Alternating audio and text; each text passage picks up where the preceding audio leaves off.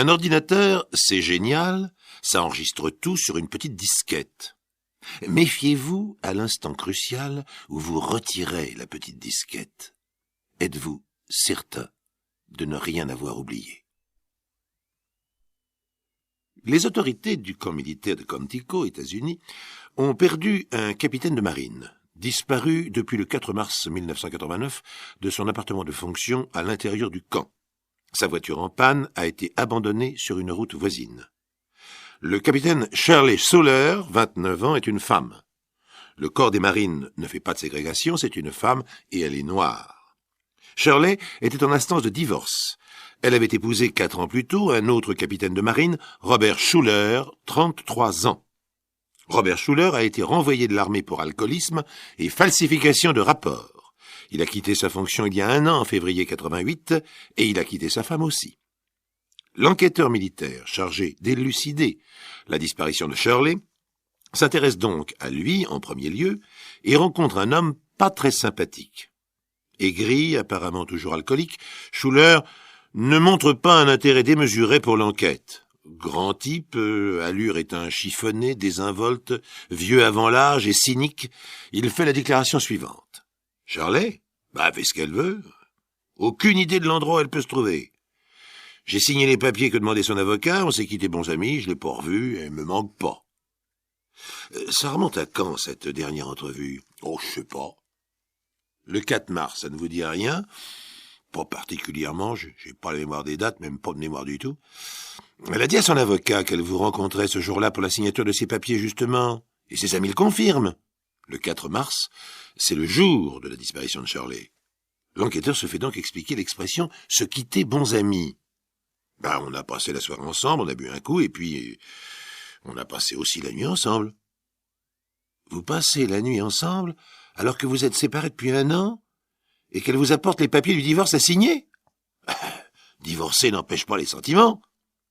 Vous voulez dire que vous l'aimiez toujours? Non, je veux dire que 2 adultes peuvent passer la nuit ensemble quand ils ont été mariés, enfin ça n'a rien d'extraordinaire.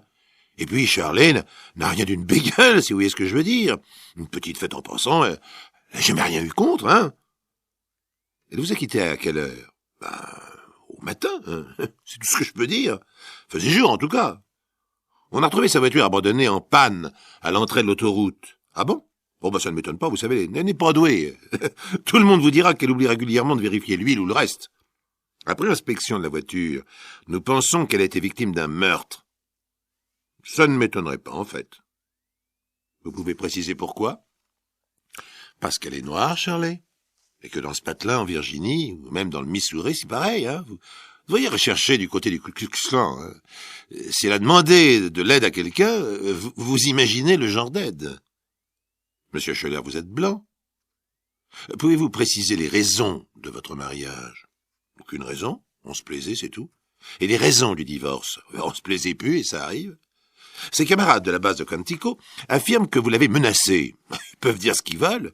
Nous savons également qu'elle devait rentrer à sa base le jour même, et non pas le lendemain. Elle avait prévenu son chef de groupe. Il lui est arrivé quelque chose, c'est visible. Vous êtes le premier suspect, monsieur Schuller. Contrairement à ce que vous affirmez, Shirley n'avait pas envie de vous revoir, et encore moins de passer la nuit avec vous. Elle a dit à son avocat, bien au contraire, avoir peur que vous ne deveniez violent. C'est des histoires, tout ça. Enfin, j'avais aucune raison de la tuer. Pourtant, c'est à cause d'elle que vous avez été renvoyé de l'armée. Oh, si on veut, hein. Elle voulait que je fasse une cure de désintox, je voulais pas. Elle a fait tout un foin, on m'a viré, c'est tout, hein. C'est immobile, en tout cas. Bon. Vous voulez m'inculper? Vous avez un cadavre? Vous avez des preuves? Allez, j'appelle mon avocat. Il peut être sûr de lui, l'ex-capitaine de marine Robert Schuller. Pas de cadavre, pas d'inculpation. À moins de prouver la préméditation ou de découvrir des preuves directes. Il est à l'abri. Or, l'accusation ne possède rien de tout cela. Le corps de Shirley, vivant ou mort, est introuvable. Pas d'empreinte révélatrice dans sa voiture, pas de témoin. S'il y a crime, il est peut-être parfait. Mais, avant de quitter son poste dans l'armée, à Gulfport, dans le Missouri, Robert Schuller a vidé les tiroirs de son bureau, comme tout le monde, et son bureau a été affecté à un autre officier. Sidney Milton, le successeur, ancien camarade de Robert Schuller, travaille maintenant sur le même ordinateur que lui. Il a vérifié les rapports, les fichiers, et depuis 1 an, tout le travail enregistré par Robert Schuller a soigneusement été examiné. Schuller faisait de faux rapports. C'est en partie ce qui a motivé son renvoi, ajouté à un alcoolisme impénitent. Un faux rapport dans le travail de Schuller consistait essentiellement à prétendre qu'il avait vérifié ceci ou fait cela, ou rendu compte du reste à quelqu'un, alors qu'il n'avait pas fait le travail, évidemment. C'est grave, lorsqu'on est officier de marine, de ne pas faire son travail. La réputation de l'armée des États-Unis est en cause. La seule chose que Sidney Milton a laissée de côté, car ce n'était guère intéressant à l'époque, c'est une boîte de disquettes de jeu. Schuller jouait beaucoup au lieu de travailler. Sidney a donc mis les disquettes de jeu dans un coin, après les avoir rapidement examinées. Mais lorsqu'il apprend que Schuller est soupçonné d'être responsable de la disparition de sa femme, eh bien, il repense à un mot. Meurtre. Il a vu quelque part, dans les disquettes, quelque chose qui ressemblait à cela. Une sorte de jeu de rôle. Aux États-Unis, et ailleurs, ce genre de distraction est courant. Vous inventez un crime, vous choisissez d'en être le témoin, ou l'auteur, ou la victime, ou l'enquêteur, et vous fabriquez un scénario. Sidney l'a regardé, cette disquette de jeu, et il n'y a rien vu de spécial à l'époque. Mais l'envie lui vient de l'examiner à nouveau. Il y découvre, comme c'est normal, toute une série d'informations concernant le scénario d'un meurtre mystérieux. Le joueur doit commencer par effectuer une série de choix, choisir sa victime, choisir l'arme du crime, le lieu du crime, choisir l'environnement, choisir la personnalité de l'assassin, déterminer les témoins, déterminer les alibis, et ainsi de suite.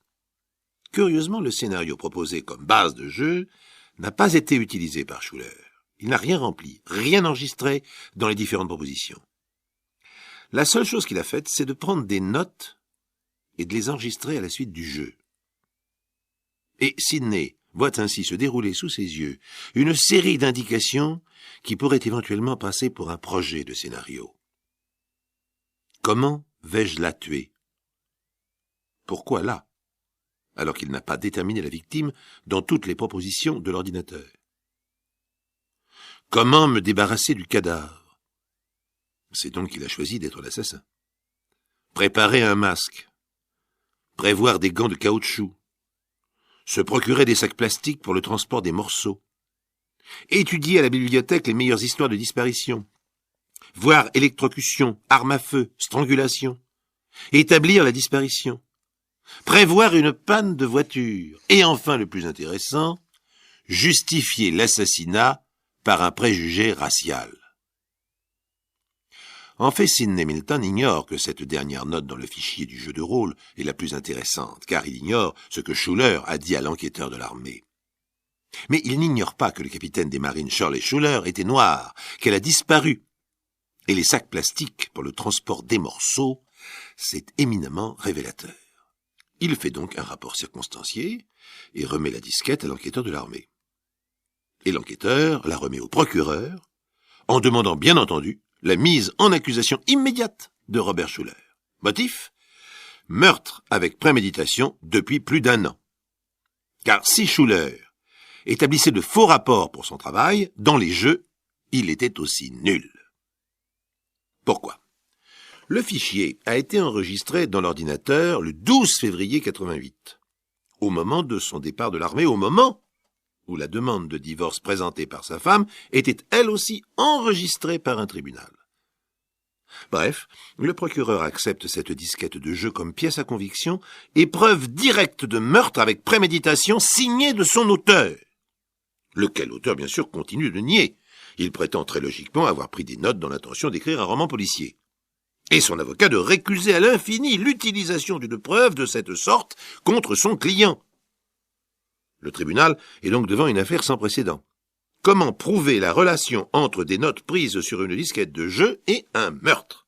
Parce que, c'est sûr, une disquette que Schuller a non seulement copié le jeu, mais ajouté un fichier de notes personnelles. La disquette contient donc 2 fichiers. L'un s'intitulant « Murder Party » avec l'auteur du logiciel et le numéro de licence, il n'avait d'ailleurs déjà pas le droit de le copier, et l'autre s'intitulant « Projet Meurtre ». Son auteur étant l'utilisateur de l'ordinateur lui-même, c'est-à-dire Robert Schuller. L'accusation en déduit donc que Schuller a signé le 2e fichier et qu'il est l'auteur du meurtre de sa femme. Car, utilisateur d'ordinateur, pensez-y, Lorsque vous travaillez en réseau, c'est-à-dire à plusieurs sur un même ordinateur, ce qui était le cas de Schuller dans l'armée, le nom de l'utilisateur est toujours enregistré avec son texte, à moins qu'il pense à le supprimer ou à en mettre un autre. Donc, à l'instant crucial où vous copiez un fichier de projet de meurtre, si vous ne pensez pas à retirer le nom de l'utilisateur, c'est-à-dire vous, il y reste, et vous l'avez signé. Schuller a été condamné pour meurtre avec préméditation par un tribunal de Virginie. Bien entendu, il a fait appel du verdict de l'ordinateur en quelque sorte. Pour la suite, nous vous tiendrons au courant. 8 janvier 1988. Louis Berthelot se présente à la porte de l'hospice Sainte-Catherine à Tourcoing, sa valise à la main. Louis Berthelot, 66 ans, est tout à fait le français moyen tel qu'on l'imagine, parvenu au seuil du 3e âge, avec sa petite moustache poivre et sel, son maintien un peu voûté, qui lui fait paraître moins que ses 1,70 m. Il n'y a que ses yeux, qui retiennent quelque peu l'attention, des yeux noirs, très mobiles, très vifs, qui dénotent une activité et une intelligence parfaitement intactes. Le directeur lui adresse les paroles de bienvenue traditionnelles. « J'espère que vous vous plairez chez nous. Si vous avez un problème, n'hésitez pas à faire appel à moi. » Louis Berthelot remercie, demande à gagner sa chambre. Une fois installé, il va vers le placard, vérifie qu'il ferme bien à clé et ouvre sa valise. La première chose qu'il en sort et qu'il dépose précieusement sur l'un des rayons, c'est un gros revolver 9 mm. Louis Berthelot n'est pas tout à fait un retraité comme les autres. Il a menti au directeur. Les certificats attestant de son activité professionnelle sont faux. Il ne pouvait tout de même pas lui dire qu'il avait passé la moitié de sa vie en prison.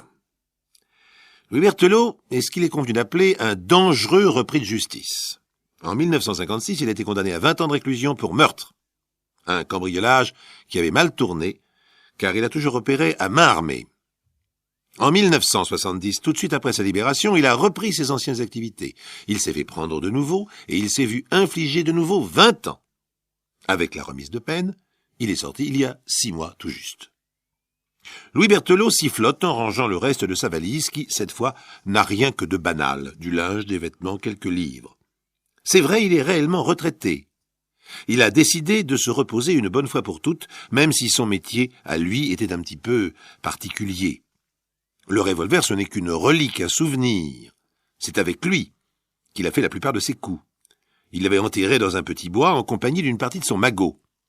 En sortant de prison, il est allé sur les lieux et tout était à sa place. C'est avec le magot qu'il a pu payer le prix de l'hospice, et en faisant attention, il a maintenant de quoi vivre jusqu'à la fin de ses jours. Les premières semaines de Louis Berthelot à l'hospice sont évidemment un peu languissantes. Mais lui, qui n'a jamais connu que la prison ou les planques, dont il fallait changer régulièrement à cause de la police, se plaît dans ce milieu stable et tranquille. C'est alors qu'une conversation en apparence anodine va tout changer. Marceline est une charmante vieille dame aux yeux bleus, toute menue, un peu plus âgée que lui. Louis l'apprécie parce qu'elle est toujours gaie. Ils bavardent souvent ensemble. Et un jour étourdiment, quand elle lui demande « Est-ce que vous connaissez Paris ?» Il lui répond avec un petit rire « Je connais surtout la santé ». Il voit les yeux de la vieille dame s'agrandir de surprise, puis de crainte. Elle balbutie « La prison ? Mais pourquoi ?» Alors il pourrait se reprendre, dire qu'il plaisantait. Mais c'est plus fort que lui, il éprouve soudain le besoin de lui faire peur, de la terroriser. Il répond d'une voix sinistre « Pour meurtre ». En serrant violemment le bras de sa compagne qui tremble comme une feuille, il ajoute, en baissant la voix, « Maintenant vous en savez trop. J'ai gardé mon revolver. Si on apprend quelque chose, je saurai que c'est vous. Et alors ?» La pauvre dame, en proie à la panique, dit précipitamment « Non, je vous en prie, ne faites pas cela, je vous donnerai tout ce que j'ai. Je possède des bijoux. » Une lueur d'intérêt s'allume dans le regard mobile de l'ancien voleur. Des bijoux ? Après tout, pourquoi pas ? Le lendemain, la malheureuse Marceline lui remet ses quelques bijoux personnels. Lui, de son côté, lui montre son revolver, histoire de lui prouver qu'il ne plaisantait pas. Et dans son esprit, tout un plan est en train de germer, l'hospice de vieillards dans le fond. Ce n'est pas tellement différent de la prison, c'est un milieu clos, où cohabitent quelques centaines de personnes. Or, dans ce genre de groupe, il se forme toujours une hiérarchie. En prison, ce sont les plus durs, les plus violents qui dominent. Et il était de ceux-là. Alors pourquoi pas aussi à l'hospice? D'autant que ce sera plus facile encore, puisqu'il s'agit de vieillards. Louis Berthelot va s'installer en conquérant dans ce nouvel univers. Du coup, il a oublié ses idées de retraite et ses bonnes résolutions. Ses anciennes habitudes l'ont repris. Il néglige Marceline, qui ne peut plus rien lui apporter, mais il détaille soigneusement ses compagnons. Il a toujours été observateur, et ses années de prison lui ont donné une certaine psychologie de l'individu en groupe. Il repère rapidement ceux des pensionnaires qui lui paraissent les plus vulnérables, les plus impressionnables. Rapidement, il jette son dévolu sur plusieurs d'entre eux. Il lit conversation, il se renseigne d'abord pour savoir s'ils ont de la famille, et si ce n'est pas le cas, il met son plan à exécution. Comme il l'avait fait la première fois, il laisse échapper qu'il a fait de la prison. Et c'est ensuite le numéro d'intimidation. Revolver à l'appui. C'est ainsi qu'à l'insu des responsables de l'hospice, il met sur pied une véritable organisation de raquettes. Ils sont rapidement 6, qui lui payent un tribut régulier en argent ou en objet de valeur. Les semaines passent. Louis Berthelot se délecte de son invention. Aucune de ses victimes ne parlera. Ils ont bien trop peur, il les tient. Il est passé maître dans ses rapports de force. Il sait lire la crainte sur un visage. Il sait juger ceux qui pourraient être capables de se révolter, de le dénoncer. Pourtant, tout cela finit par le lasser à la longue. C'est si facile que ce n'est même plus drôle. Louis Berthelot sent une nostalgie l'envahir, celle de l'époque où il faisait ses coups. Alors pourquoi pas? Dans son esprit, une nouvelle idée fait son chemin. Il va redevenir cambrioleur. Qui irait soupçonner un petit retraité bien tranquille? Est-ce que la police aurait l'idée de pousser les grilles de l'hospice Sainte-Catherine pour interroger les pensionnaires?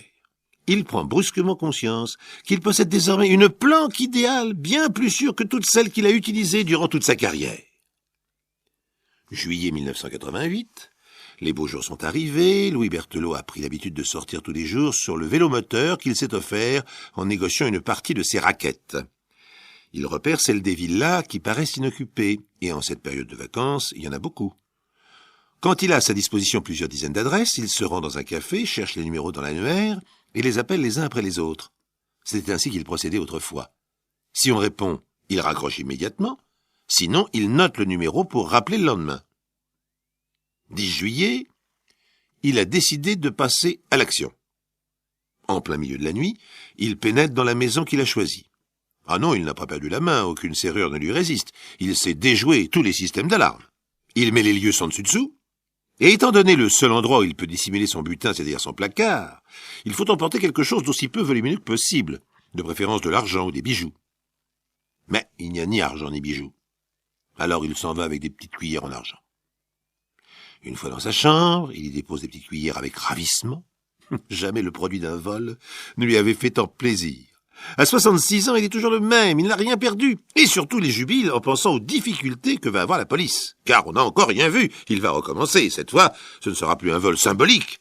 Il se le jure bien, ce sera un gros coup. 20 juillet 88. On découvre dans une villa de quartier le corps d'un homme abattu d'une balle de revolver 9 mm. L'enquête établit rapidement qu'il s'agit du propriétaire rentré de vacances plus tôt que prévu. Il a dû surprendre son voleur, qui s'est affolé et qui a tiré. Une opération policière de grande envergure est montée. Les milieux traditionnels de délinquance de la région sont étroitement surveillés, les repris de justice sont interrogés les uns après les autres. On arrête les vagabonds, les rôdeurs. Mais tous ces efforts ne donnent rien. 15 jours passent sans apporter le moindre résultat. À l'hospice Sainte-Catherine, Louis Berthelot lit les journaux avec agacement. Tout a recommencé comme lors de son premier meurtre. Cette fois-là aussi, il croyait la maison vide, et il s'était fait surprendre par le propriétaire. Et voilà qu'il vient de commettre la même erreur. Pourtant, il y a une différence majeure entre les deux affaires. En 56, il s'était fait prendre presque tout de suite. Il était déjà fiché pour des délits mineurs, et la police était directement venue le trouver. Tandis que maintenant, il est en sécurité. Les policiers pourront bien chercher, ils ne le trouveront jamais. À mesure que les jours passent, Louis Berthelot, sûr de son impunité, s'enhardit. Il a décidé de mettre fin à sa carrière de cambrioleur, mais il ne veut pas rester inactif. Il reprend son racket. Il décide même de recommencer par Marceline, sa première victime. Elle pâlit en le voyant se diriger vers elle, alors qu'il l'avait ignorée depuis quelques semaines. Je veux de l'argent et tout de suite. Sinon, je n'hésiterai pas à vous descendre. J'ai tué un homme il y a quelques jours. Ah, la tête qu'elle fait, l'empressement qu'elle met à aller chercher dans sa chambre tout ce qui lui restait. Louis Berthelot est satisfait. Décidément, l'hospice Sainte-Catherine est une vraie providence pour lui. C'est 3 jours plus tard que plusieurs policiers, commissaires en tête, débarquent à l'hospice. Le directeur ouvre de grands yeux en les apercevant. « Mais enfin, messieurs, il doit s'agir d'une erreur. » Le commissaire interrompt. « Monsieur Berthelot est là ?» Le directeur est encore plus surpris en entendant ce nom. « Je ne sais pas, il est peut-être sorti. Il sort beaucoup, vous savez. Mais enfin, que lui reproche-t-on ? Nous allons voir.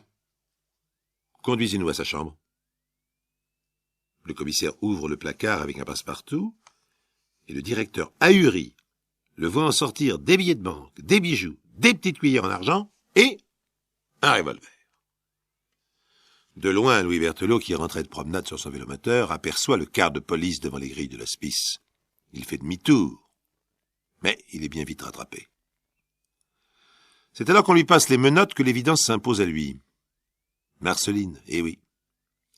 Il a commis une erreur impardonnable. Il n'aurait jamais dû lui parler de son dernier meurtre.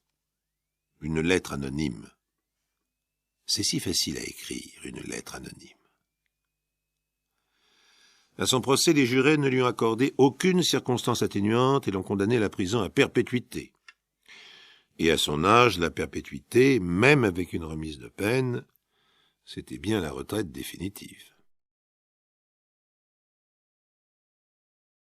Quand on est un pauvre voleur égyptien, qui a bien du mal à joindre les deux bouts, on fait 24 heures sur 24 son métier de voleur. C'est-à-dire qu'on passe son temps à regarder ce qu'on pourrait bien chaparder pour le revendre aussi vite que possible et se payer un peu de date, un bout de pain de maïs, de la soupe verte ou une tête de mouton grillé. Un festin de roi pour Youssouf. Mais quand Youssouf repère un riche propriétaire dont le portefeuille déborde d'argent, alors pour lui comme pour l'autre, c'est l'instant crucial. Youssouf est depuis des heures dans ce bar d'Alexandrie. Bien qu'il ne soit qu'un petit voleur et que son casier judiciaire soit assez chargé, il est habillé correctement. Un complet gris, une cravate assortie, un panama qu'il a volé, Dieu sait où. Et devant lui, une tasse de café parfumée à la fleur d'oranger, comme le faisait sa maman, qui était turque. Youssouf, tout en faisant semblant de lire Al-Haram, surveille du coin de l'œil 2 hommes qui sont accoudés au bar. On pourrait dire d'ailleurs vautrés, car eux ne boivent pas du café, mais toutes les boissons permises aux étrangers non musulmans. Ils ont commencé par du vin blanc, du clos Mariout, et puis du rouge, du clos Matamir, et à présent, comme ils ont encore soif, ils en sont à la bière. L'un d'eux est un Anglais, l'autre un Égyptien corpulent et transpirant. L'Égyptien est un gros propriétaire des environs. Il doit être content de sa conversation avec l'Anglais, car il paie tournée sur tournée en sortant de beaux paquets de billets de sa poche. Et c'est ça qui intéresse Youssouf, les grosses liasses de livres égyptiennes à l'effigie du roi Farouk avec son double menton et sa petite moustache. Youssouf alterne les tasses de café et les jus de fruits pour tenir aussi longtemps que les 2 soifards. « Bon, allez, c'est ma tournée. C'est la dernière, annonce l'Anglais. Il ne se retrouve dehors qu'une bonne demi-heure plus tard. La nuit égyptienne est douce et étoilée, l'Anglais se dirige vers son hôtel tout proche. Son ami égyptien prend, titubant un peu, le chemin de la campagne qui longe des petits chenaux. Il n'a pas loin à aller, 1 kilomètre à peine. Mais cette masse alourdie par l'alcool ne va pas vite. Youssouf pense, vu l'heure qu'il est, il ne sera jamais debout pour accueillir ces fellahs. Heureusement qu'il a un contremaître. Il a l'œil à tout, celui-là. Youssouf emboîte le pas de l'Égyptien aviné. Il avance doucement, sans faire de bruit. Pourtant, il est gêné par un objet lourd qu'il a jusqu'à présent glissé dans la jambe de son pantalon. Personne ne regarde, la nuit est profonde. Youssouf plonge la main dans son pantalon et en sort un morceau de tuyau de plomb, entouré de plusieurs épaisseurs de tissu. Voilà un casse-tête de première qualité. Là-bas, au bout du chemin, le gros Égyptien est toujours visible. Son complet de coton gris clair fait une tache sur la nuit d'un bleu profond. Youssouf, son tuyau bien en main, prend son élan. Ses chaussures légères ne font pas assez de bruit pour attirer l'attention de sa victime, qui reçoit le coup en plein sur l'occiput. Le gros homme tombe, le nez dans l'herbe, au bord d'un chenal plein d'eau. Il a laissé échapper une sorte de grognement, et maintenant plus rien. Youssouf a un certain mal à le remettre sur le dos. C'est plus commode pour lui faire les poches. Il sait où se trouve les liasses de billets. Mais il faut aussi vérifier ailleurs et éviter les objets personnels trop facilement identifiables. En définitive, l'ivrogne avait 850 livres sur lui. C'est mieux que rien. De quoi voir venir. Youssouf se dit qu'il vaut mieux ne pas moisir là. C'est le seul chemin qui mène d'Alexandrie au village. Et si quelqu'un vient à passer... Alors Youssouf se met à courir, toujours en tenant son tuyau de plomb. Bon petit outil que celui-là. Quand le lendemain matin il s'éveille, il n'est pas dans son lit. Il est au bord d'un chenal plein d'eau, et il a une douleur lancinante dans le crâne. En y passant la main, Youssouf constate que ses cheveux sont collés par ce qui ressemble bien à du sang séché. Et alors, il a une de ses bosses qui lui ferait dresser les cheveux sur la tête s'il n'était pas si crépus. Il tient de son grand-père soudanais. Malgré qu'il se sente légèrement dans le coton, Youssouf a le réflexe de vérifier s'il est encore l'heureux propriétaire des 850 livres dérobés au propriétaire terrien. Quel est l'enfant, Youssouf, malgré la douleur, malgré qu'il soit complètement seul, assis sur le chemin, dévide son plus beau chapelet d'injures égyptiennes. Pas de doute. Il s'est fait voler tout l'argent qu'il avait. Comble d'ironie, celui qu'il a détroussé a aussi emporté le tuyau de plomb qu'il considérait comme outil de travail.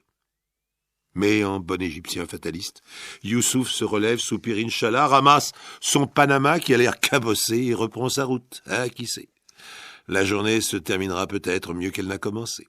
Pour l'instant, l'important, c'est d'aller se faire poser un emplâtre sur sa bosse et d'essayer de savoir quel est le fils de chienne qui l'a assommé.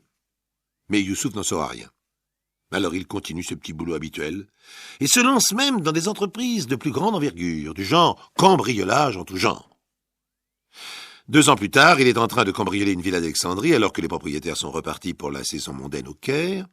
Il a déjà dans un sac un certain nombre de pièces d'argenterie, quelques livres bien reliés.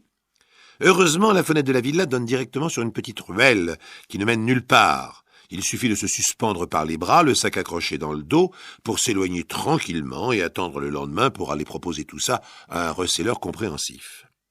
Quand Youssouf se laisse tomber de la fenêtre, il est surpris. Au lieu de toucher le sol, il a l'impression de heurter quelque chose de mou et de se retrouver à califourchon sur les épaules d'un homme. « Alors, Youssouf, on fait sa gymnastique nocturne ?» L'interpellé comprend tout de suite son erreur. La voix qu'il vient d'entendre est celle de Mehemet Zahouri, un des policiers chargés de surveiller le quartier. Un autre policier demande avec une certaine ironie dans la voix « Tu fais ça avec un sac dans le dos? C'est un handicap ?» Cette fois, c'est le flagrant délit. Youssouf est dans de très très mauvais draps. 3 jours plus tard, il paraît devant le juge.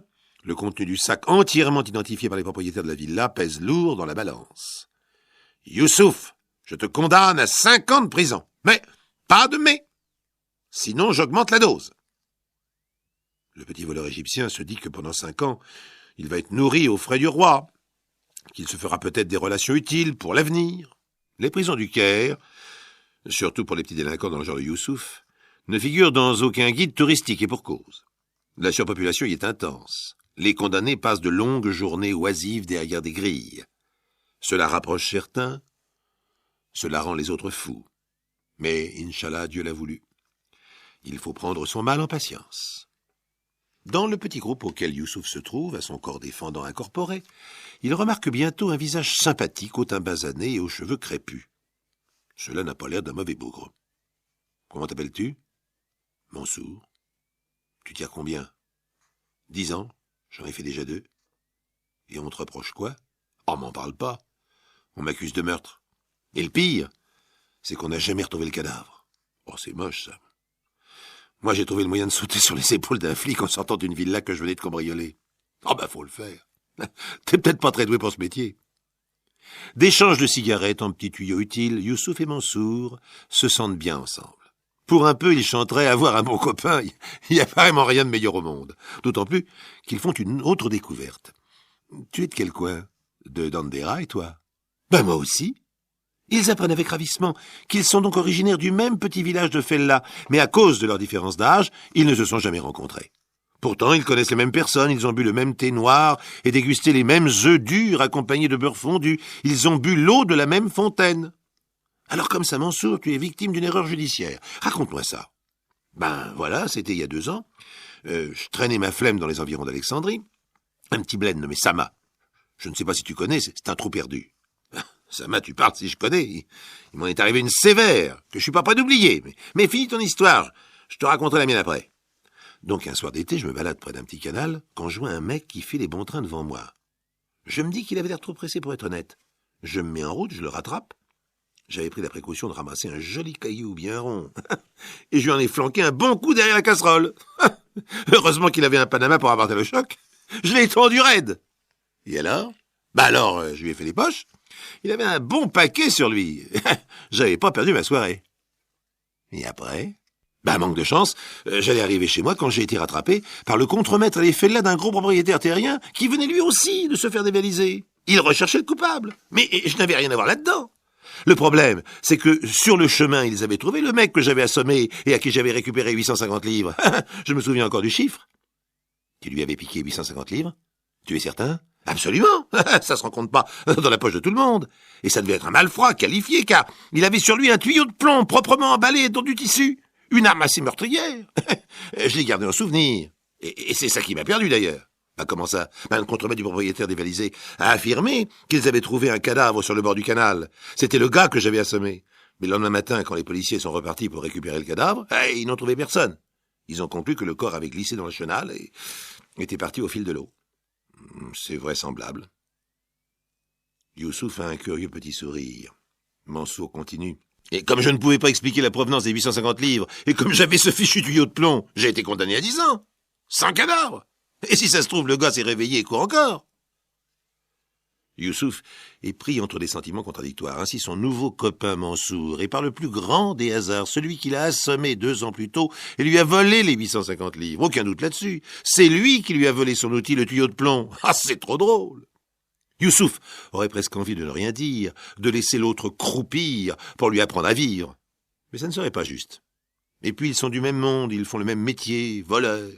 Si les circonstances avaient été autres, c'est peut-être Youssouf qui aurait assommé Mansour et serait parti avec le tube de plomb. Alors comme ça, on n'a jamais retrouvé le cadavre de ta victime. Non. Remarque que si on l'avait retrouvé, j'aurais peut-être été pendu. Moi je sais où il est ton cadavre. Mansour pâlit. Mais quel imbécile d'aller faire ses confidences au premier tire-goussé venu. Si Youssouf sait où est le cadavre, bien que 2 ans soient écoulés, Mansour peut craindre le pire. Et où est-il, ce cadavre? Ici, devant toi. Le cadavre de Sama, celui que tu as assommé pour lui piquer 850 livres, hein? C'est moi! Non. Oh, mon pauvre vieux. Oh, comme je t'avais arrangé. Oui, tâte mon crâne, j'ai encore la cicatrice. Console-toi. Ces 850 livres, je venais de les piquer dans les poches du propriétaire terrien. C'est pour ça que ces gars étaient furibards. Alors qu'est-ce que tu comptes faire? Youssouf garde un moment de silence, histoire de faire durer le plaisir. Je vais demander à parler à ton juge et lui expliquer que tu n'as pas ma mort sur la conscience. Et il faudra bien qu'il te libère. Tu ferais ça? Pas plus tard qu'aujourd'hui. Youssouf, en effet, finit au bout de 15 jours par obtenir une audience du juge. Il est accompagné de Mansour, qui tremble d'émotion, et il raconte leur histoire et la coïncidence extraordinaire de leur rencontre. C'est une belle histoire, comme on les aime en Égypte. Mansour, vous en tirez bien. Nous allons vérifier tous les détails, et si tout se révèle exact, vous irez vous faire pendre ailleurs. C'est ainsi que Mansour retrouve la liberté quelques semaines plus tard. En quittant la prison, il promet solennellement que désormais Youssouf et lui seront comme 2 frères et qu'ils vont essayer de vivre en suivant les normes de la société. Quand il aura fini ses 5 ans, il pourra venir vivre avec moi. Je vais ouvrir une petite épicerie dans la banlieue d'Alexandrie. Et comme ça, il viendra travailler avec moi dès sa sortie. Et d'ici là, je vais mettre assez d'argent de côté pour lui rendre les 850 livres que je lui ai volés. Si j'étais vous, je les mettrais plutôt de côté pour Saïd Ben Ghalizi. Qui c'est celui-là? Eh bien, c'est le gros propriétaire terrien, dans la poche duquel Youssouf avait été chercher ses 850 livres.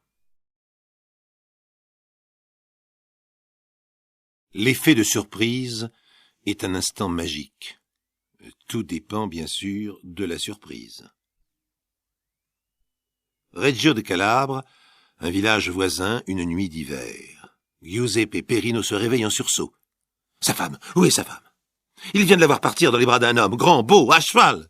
Stéphania la belle, Stéphania, que tout le village lui envie. Giuseppe hurle « Stéphania !»« Mais qu'est-ce qu'il y a? Qu'est-ce que tu veux? Tu es fou? Où étais-tu? Avec qui? »« Mais je suis là, à côté de toi !»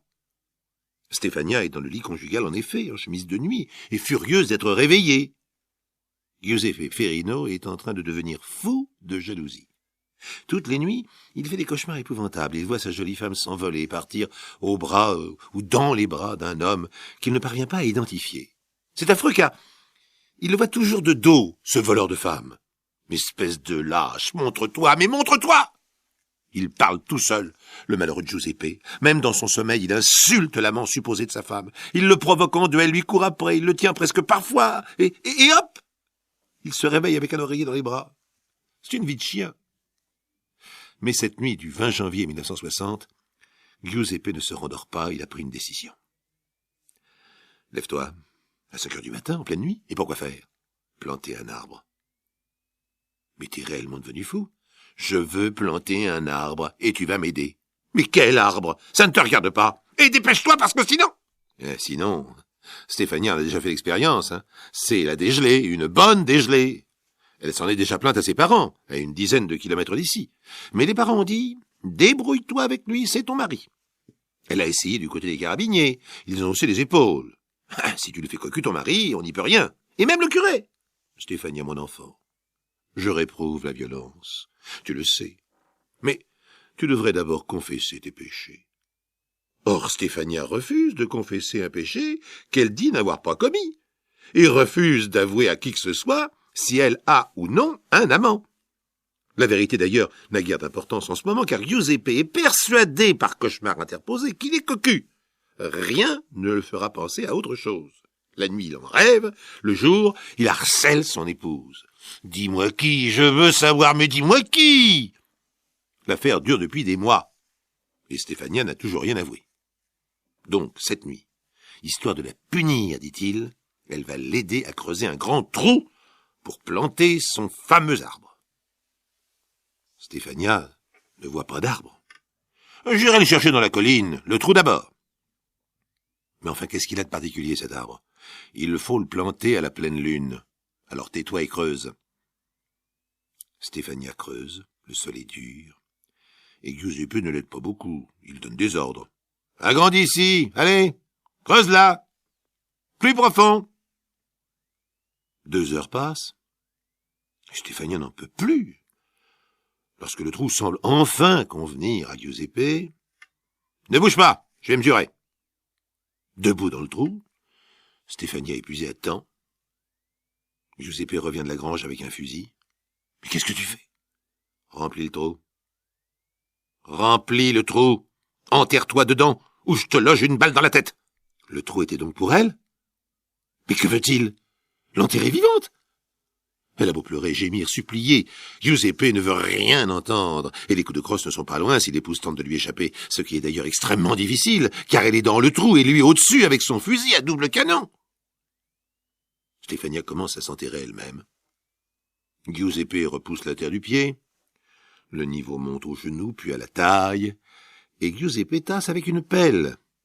Puis, certain qu'elle ne pourra plus sortir seule, il repose son fusil et achève sa bizarre plantation. Stéphania est maintenant enterrée, vivante, jusqu'au cou. On ne voit plus que son charmant visage, ses grands yeux noirs, sa chevelure noire et épaisse, son teint de porcelaine qui tourne au gris.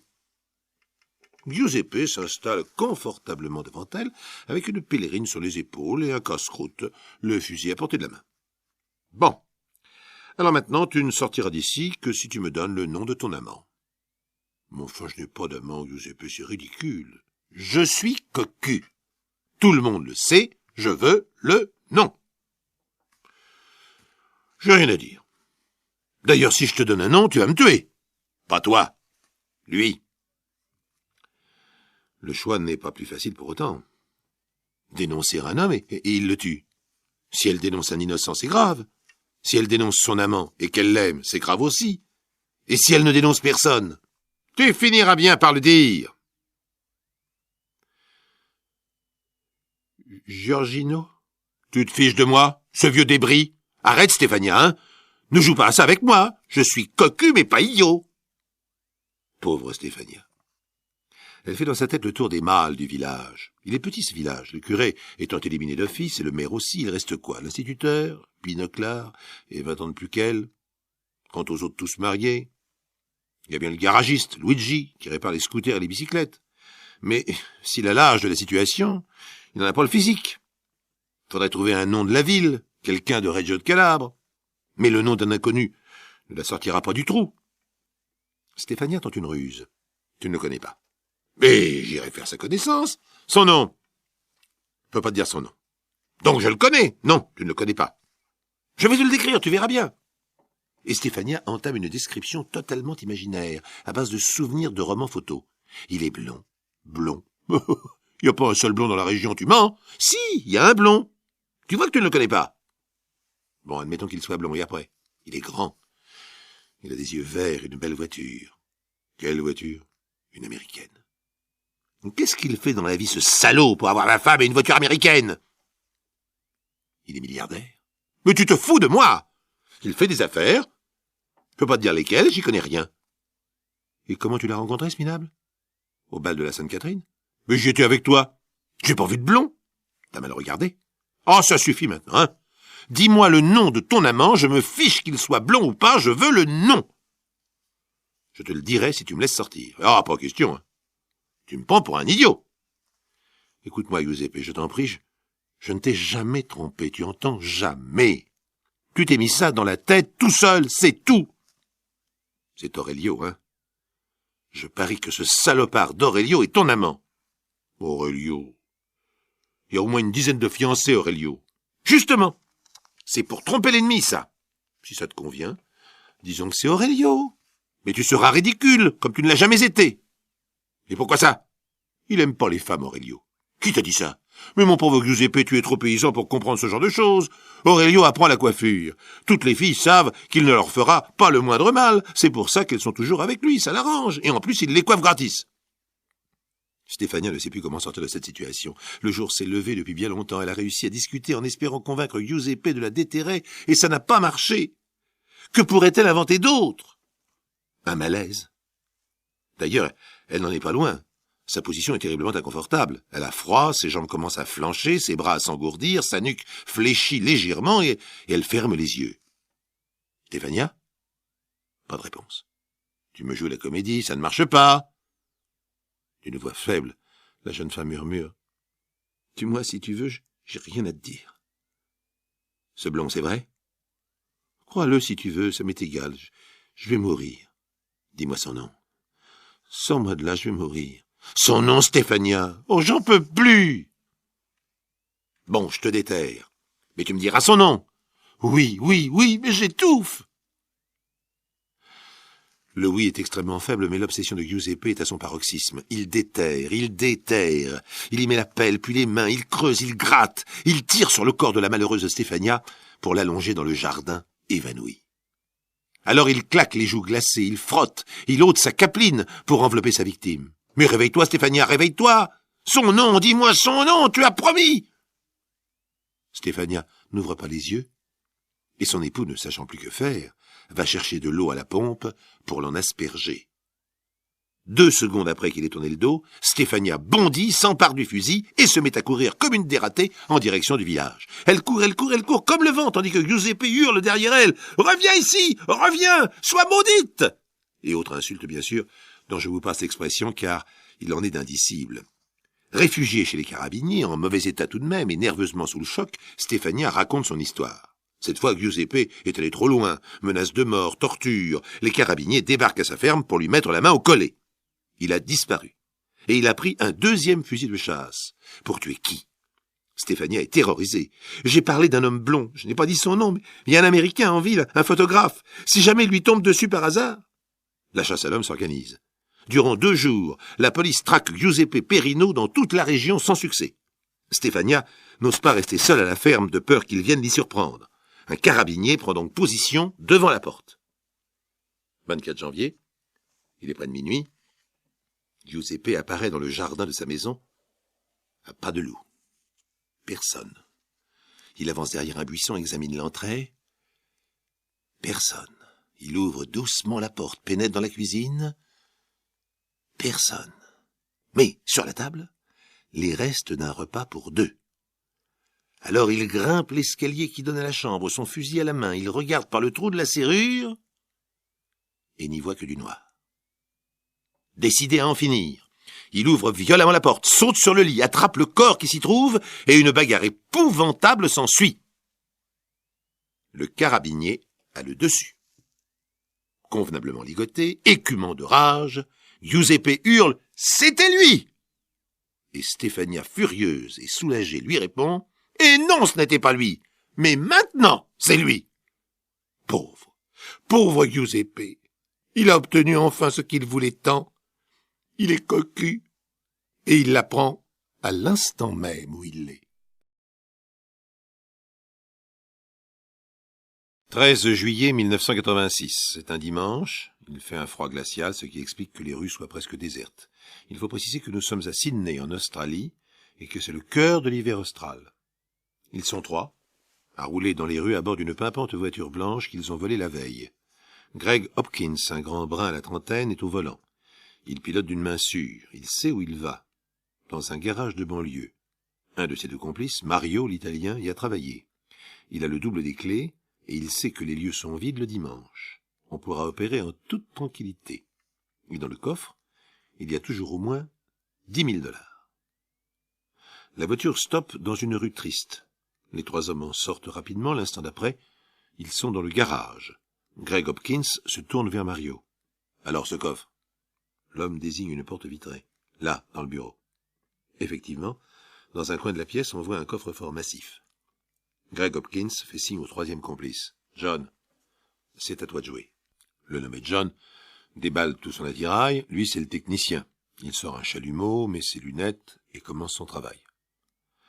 La flamme bleue illumine le bureau tandis qu'une odeur âcre de fer chaud emplit la pièce. Les minutes s'écoulent.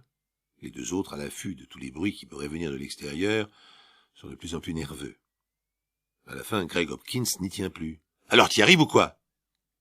John arrête son chalumeau et relève ses lunettes noires. « C'est dur, Greg. Ce truc-là n'est pas récent, mais c'est du solide.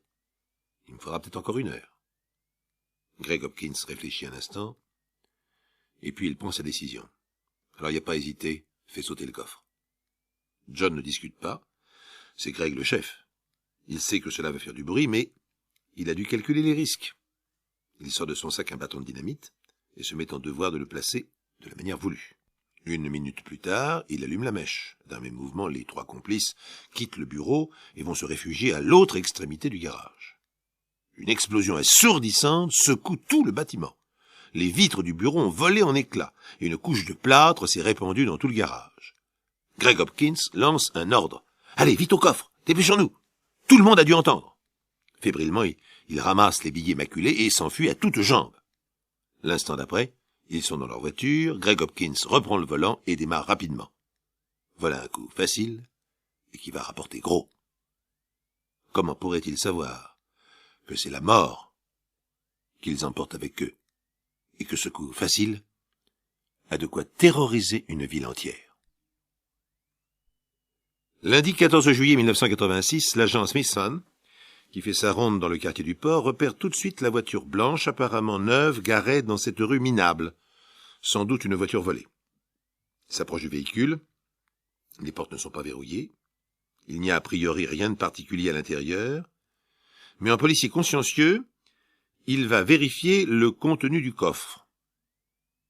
Et là, il retient un juron. Dans le coffre, il y a un cadavre. Celui d'un homme brun de type méditerranéen, espagnol ou italien. Il ne porte aucune blessure, ni par coup de feu, ni par arme blanche, mais l'expression de son visage est atroce. Sa bouche est tordue dans une horrible grimace. Au cours de toute sa carrière, l'agent Smithson ne se souvient pas d'avoir vu un mort aussi impressionnant. Il signale sa découverte depuis la borne la plus proche, et quelques minutes plus tard, l'inconnu est conduit à la morgue dans l'attente de l'enquête. Au même moment, un coup de téléphone retentit dans un commissariat de Sydney. Au bout du fil, la voix est angoissée. « C'est horrible, mon garage a été cambriolé pendant le week-end. Des bandits ont fait sauter le coffre. Ils en ont emporté pour 10 000 $. Le policier de service tente de calmer son interlocuteur. Ne vous inquiétez pas, monsieur, nous allons venir. Mais l'homme l'interrompt. Vous ne comprenez pas, ce ne sont pas mes 10 000 $. Ils ont fait sauter le coffre à la dynamite et à l'intérieur. J'avais mis une bouteille de cyanure de potassium qui me sert pour des recherches personnelles. La bouteille a été brisée par l'explosion. Son contenu a dû se répandre sur tous les billets. Et à l'heure actuelle, ils sont peut-être déjà dans le commerce. L'agent alerte ses supérieurs, qui comprennent immédiatement la gravité de la situation. Le commissariat central de Sydney est alerté et prend la direction des opérations. Le major Hendricks est chargé de l'enquête. Il se met tout de suite en rapport avec le département de toxicologie. Docteur, si des billets de banque imprégnés de cyanure de potassium se trouvaient en circulation, cela présenterait-il un danger? Le docteur est un peu surpris de la question, mais répond sans hésitation, évidemment. Le cyanure est un poison violent. Même par simple toucher? Encore une fois, la réponse du docteur est nette. Non. Mais il suffirait par exemple de se lécher les doigts après, comme lorsque l'on compte des billets. L'absorption de quelques milligrammes de cyanure est mortelle. Comme lorsque l'on compte des billets. Le major Hendricks réfléchit à toute vitesse. Une fois leur coup accompli, les bandits ont dû vraisemblablement compter leur butin. L'un d'eux a pu feuilleter les liasses et s'humidifier les doigts. Il téléphone à la morgue. « Avez-vous reçu le cadavre d'un homme mort d'empoisonnement ?» L'employé va consulter ses registres d'entrée. « Oui, peut-être, major. Un inconnu retrouvé dans le coffre d'une voiture. J'arrive immédiatement. » 1 heure plus tard, il est à la morgue en compagnie du spécialiste de toxicologie. Celui-ci se penche sur le cadavre et se relève aussitôt. Il n'y a aucun doute possible. L'odeur et la coloration des lèvres sont caractéristiques. Cet homme a été empoisonné au cyanure de potassium. Le major Hendricks pâlit. Jamais, au cours de toute sa carrière, il ne s'est trouvé en face d'une situation aussi dramatique. Le montant exact du vol lui a été communiqué entre-temps. Il s'agit de 10 000 $ australiens en billets de 10 $. 1000 billets qui sont peut-être en ce moment en train de circuler à Sydney, dans les mains d'employés de banque, de commerçants, de ménagères, d'enfants. Toute la population d'une ville est à la merci d'une mort atroce. C'est un problème qui le dépasse lui-même. Il doit en référer aux autorités gouvernementales. Devant la gravité de la situation, les autorités hésitent à rendre la nouvelle publique. Il faut éviter le drame, mais il ne faut pas non plus provoquer une panique dans la population. Pourtant, le soir, en l'absence de tout fait nouveau, elle se décide à prendre une initiative hors du commun. Au journal télévisé est diffusé le message suivant. Les personnes qui ont pris 10 000 $ dans le coffre d'un garage de Sydney le 13 juillet sont invitées à les restituer à la police. Les billets sont imprégnés de cyanure de potassium. Il sera tenu compte de leurs gestes. La matinée du 15 juillet est pour le major Hendricks un moment d'angoisse. Sa propre enquête n'a rien apporté de nouveau, mais le communiqué commence à provoquer la panique dans la population. Si on ne retrouve pas rapidement le produit du vol, la situation va devenir intenable. Le major imagine déjà les conséquences les plus folles. Les étrangers n'osant plus venir en Australie. L'État se voyant contraint de retirer de la circulation tous les billets de 10 $, des millions perdus pour l'économie nationale, sans compter la conséquence la plus prévisible et la plus tragique, des morts innocentes. Maintenant, le seul espoir est un geste de compréhension et d'humanité des bandits. Il est 10h30 quand la secrétaire du major Hendricks lui passe une communication. Un appel pour vous. Le correspondant ne veut pas dire son nom. Le major a un battement de cœur. Si cela pouvait être eux. Eh bien oui, ce sont eux. L'homme parle rapidement, sans doute de crainte qu'on ne cherche à localiser l'appel. 9 100 $ ont été expédiés ce matin à Jack Smith, poste restant de Sydney. Les 900 $ restants ont servi samedi à l'achat d'une voiture au garage Parker à Newton Green. C'est tout. L'homme a raccroché. Le major Hendricks donne déjà ses ordres. Il envoie plusieurs hommes à la poste centrale avec mission de récupérer le colis dès qu'il arrivera. Lui-même, accompagné du spécialiste en toxicologie, fonce vers le garage indiqué. Le garagiste, un homme au physique épais, voit avec stupeur cette invasion de policiers dans son établissement. Le major Hendricks ne s'embarrasse pas de préambule. « Votre caisse, vite !» S'il n'était entouré d'agents en uniforme, le garagiste serait certain d'avoir affaire à un hold-up. En bafouillant quelques mots, il désigne son bureau. Le major et le docteur s'y précipitent. Avec précaution, le docteur trie les liasses. Il prélève quelques fragments de certains billets, sort des éprouvettes de la mallette qu'il a emportée et commence ses expériences. Au bout de quelques minutes, il hoche la tête. Ces billets-ci contiennent du cyanure. L'homme n'avait pas menti, il y a exactement 900 $. Le garagiste ouvre des yeux ronds. Du cyanure? Mais le major Hendricks le laisse à sa stupeur et file à son bureau. En arrivant, il y découvre le paquet postal qu'on vient d'apporter, à l'intérieur des piles de billets de 10 $. Le docteur refait ses expériences, aucun doute. Ce sont les billets au cyanure. On les compte, on les recompte. Il y a bien 9100 $. Il n'en manque aucun. Sydney et l'Australie peuvent respirer. Alors immédiatement, la police diffuse un communiqué. Les billets imprégnés de cyanure volés à Sydney le 13 juillet ont été retrouvés. La population ne court plus aucun risque. Il était temps. Nul ne sait quelles auraient été les réactions du public si l'attente s'était prolongée. La police a bien sûr enquêté auprès du garagiste pour savoir quel type de voiture il avait vendu. Mais aucun barrage n'a été mis en place. C'est le major Hendricks qui en avait donné l'ordre. Les bandits avaient fait le geste qu'on leur avait demandé, et il leur avait promis qu'on en tiendrait compte. Ce n'était pourtant que partie remise, et le chef des cambrioleurs, Greg Hopkins, a fini par être pris pour une autre affaire à Canberra, la capitale fédérale, 3 ans plus tard, fin 89. Encore une fois, il avait choisi d'agir un dimanche dans un garage. Il n'était décidément pas superstitieux. Mais cela ne lui a pas porté malchance, car, à son procès, il n'a été condamné qu'à 3 ans de prison avec sursis.